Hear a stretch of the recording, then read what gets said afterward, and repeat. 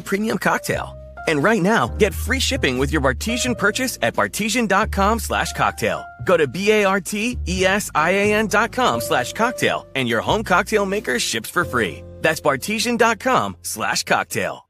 Keep your data safe from accidents, natural disasters, and ransomware attacks with Veeam. We give you the power to protect and restore any workload anywhere, anytime, instantly. Visit VEEAM.com to learn how you can stay safer. Veeam, radical resilience starts here. Hello, everyone, and welcome to Talk Jamie Talk.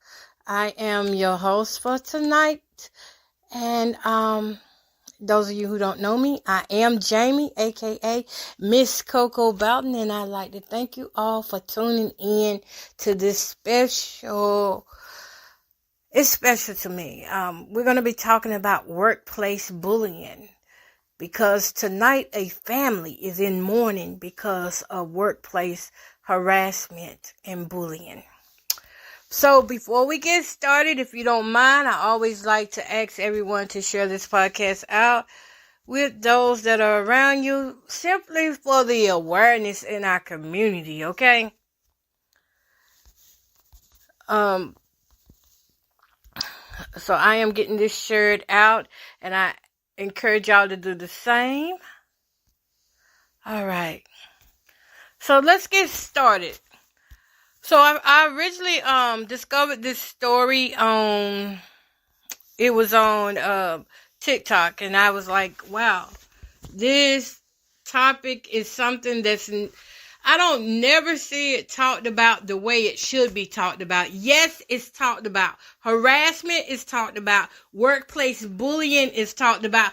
But nobody knows exactly how it's done and how covert of a operation that it is, to the point where it would drive somebody to commit suicide.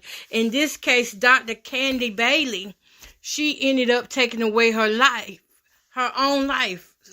According to them, this is allegedly.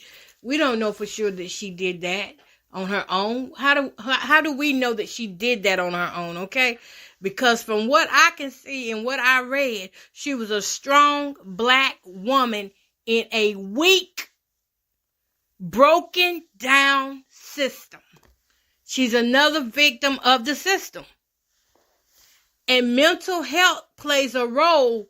Because when a person becomes, as I call it, a target, when that person becomes a target, that's what they go for. They go for the mental health. So let's read a little bit about this case.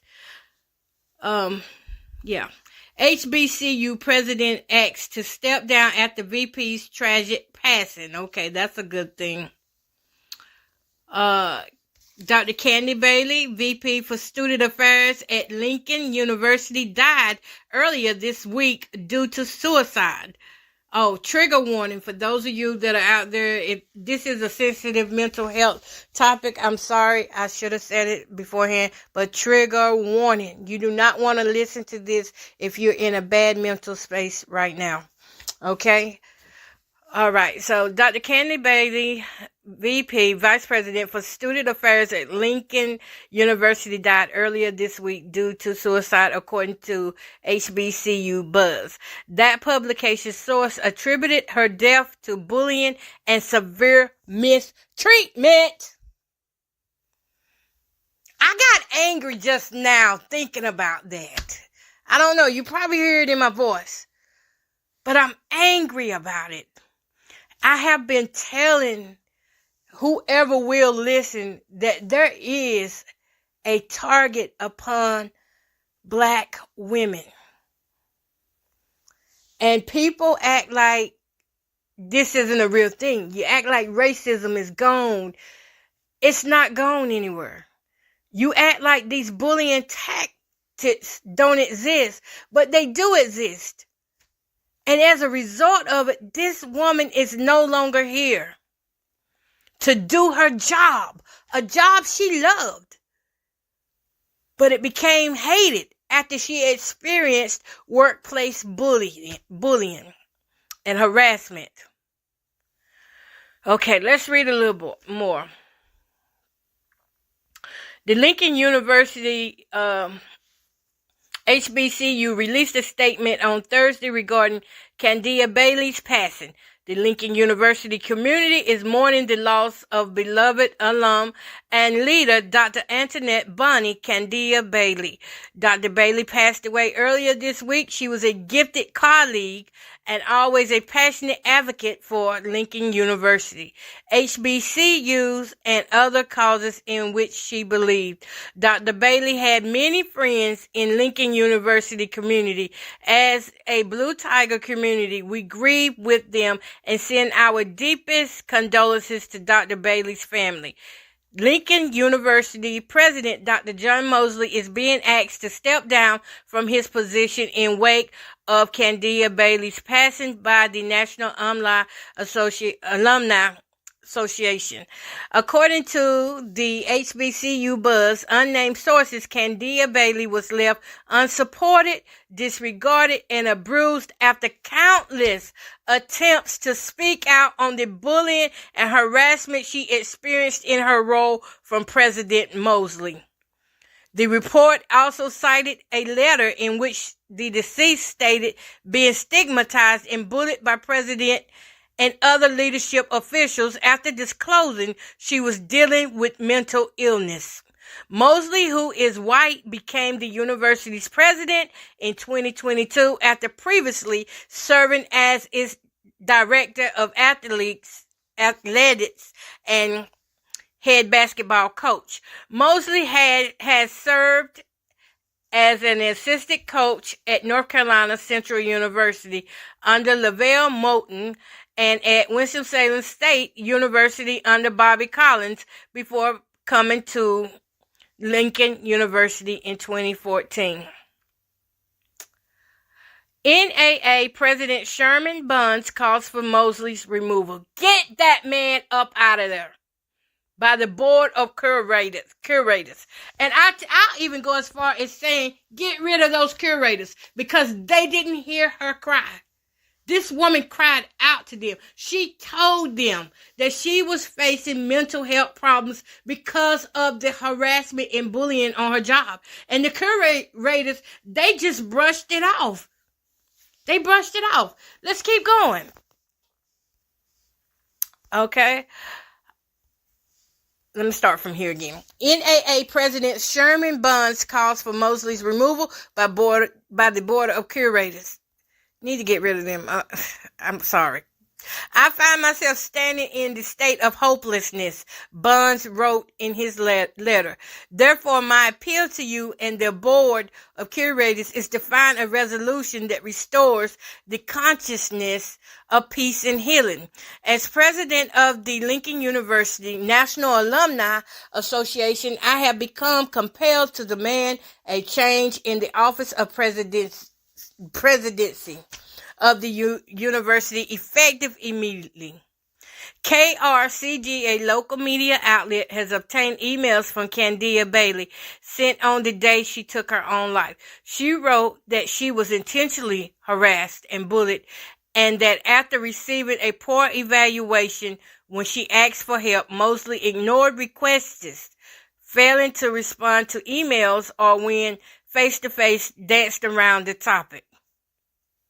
The post-HBCU president asked to step down after VP's tragic passing appeared first on HBCU game day. Okay, y'all, so I'm going to tell y'all where I got this information from. I got this information from the Charlotte Observer, if you would like to go and read more on it. Now, let me tell you something that is a fact, and you can try to change it if you want to, but something happened when the pandemic came. There was meetings going on while all of us was in our homes. While we was in our homes trying to stay COVID free, there were meetings going on behind our back. When we came back into society, there was a greater hate for black women. Black women particularly because we can reproduce black males. Now, this is the thing with Dr. Candia. You got to understand what covert operations means. That means solid operations. That means nobody knows about it except for the special agents or special people assigned to that task. And so what's then happened here is she became a targeted individual. Probably because she was too strong-minded. Because she stood on what she believed. And because of that, when you got higher up officials like these presidents and stuff, yes, they will retaliate against you. If you go against them, they're going to retaliate against you. And she got retaliated against in the school system, a broken system that has been known. These systems are known to be corrupt, and they receive all these monies coming in for this and for that. And these people that are in charge of these monies, they're taking these monies. That's why they want to hush people up that have strong voices. They don't want these people going around making the school look bad. Or they don't want a vice president running around hollering she's got mental issues because of the school. Because if this gets out, guess what? Some of that funding might get dropped. All right. So when I think about her, I can relate to what she was going through. And I said I won't go make it personal, and I'm not going to make it personal because this is about her. But I will speak for her as a person who has been targeted for the same things that she was targeted for, because I released information about certain things I was dealing with mentally. And that stuff was used against me to discredit my name, to say I was crazy. Now here's another black woman that's going through the same thing. And they're using black people to do it. There are so many black informants around here now that they will do anything for a little change. That's how broke we are. That's how deep the recession really left people. That they will turn against their own family and friends. And this is how I'm getting to it, y'all. This is how the workplace bullying starts. It starts with the head. The head looks and say, hey, that's a troublemaker right there. We've got to shut her up. We got to get her out of here. We got to make her look crazy so nobody won't believe anything that she has to say.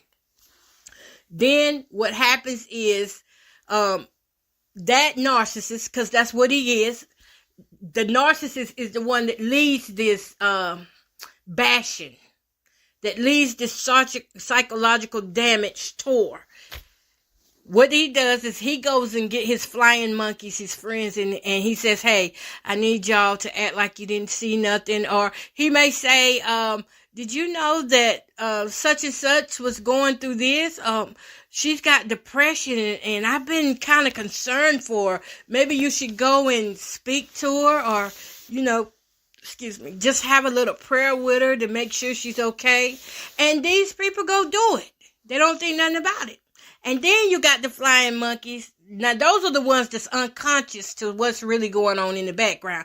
But the ones that are conscious to what's going on, the manipulation, the psychological torture and damage, the very things that push people to suicide, those that are conscious to it are intentionally, quotes, she said out of her own mind, she was intentionally harassed. She was intentionally bullied. They intentionally did that to her. They did it on purpose. She was a target of theirs. She was a toy of theirs. They toyed with her mind. They made sure that she didn't have near good day there. When you go into work, and it's just like when you go into a store and all these people show up at one time, and all these people are there at one time, not to really grocery shop, but they're there at one time to monitor you, and they monitor and mock you to the point where you hate everything that you do. That's what she experienced. She experienced that. And it became too much for her, because when she went to the authorities, she went to her curators and let them know what was going on. She even talked to Dr. Mosley himself. Not doctor, but President Mosley himself. I don't even want to call him a president right about now. But for the sake of what we're talking about, so you stay focused, I will call him by that, okay?